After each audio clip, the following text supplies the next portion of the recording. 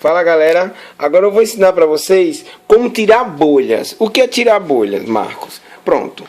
Acontece que depois de um tempo que você imprime, acontece o quê? Você olha aqui as mangueirinhas daqui de dentro, é porque daqui não dá pra enxergar bem, né?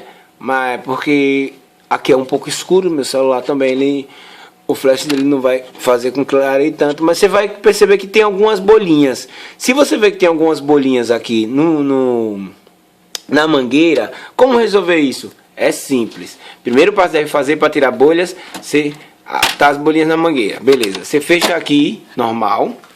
Depois vem, tá? Desliga a impressora.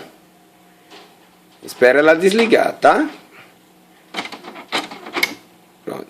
Depois que você desligou, você vem aqui no reservatório, tira isso aqui, né? Encaixa a seringa aqui, de acordo com onde está com bolha, se for no preto ou no colorido, mas é sempre bom fazer. Você vai dar 10 puxadas, ou aliás, perdão, 10 não, 4 puxadas desse lado, né?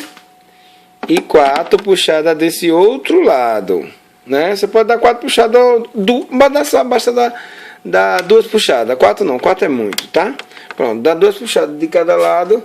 Aí você vai olhar, vai abrir aqui, né? Vai olhar, liga ela, a impressora que está desligada, ela vai ligar, ela vai para um lado e vai para o outro. Só aguardar um tempinho, entendeu? Ela vai vir para o meio,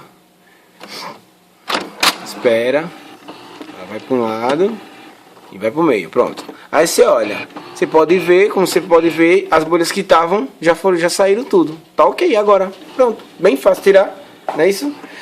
É isso aí galera, Marcos Roberto, Telecartucho, ensinando para vocês como tirar as bolhas da mangueira.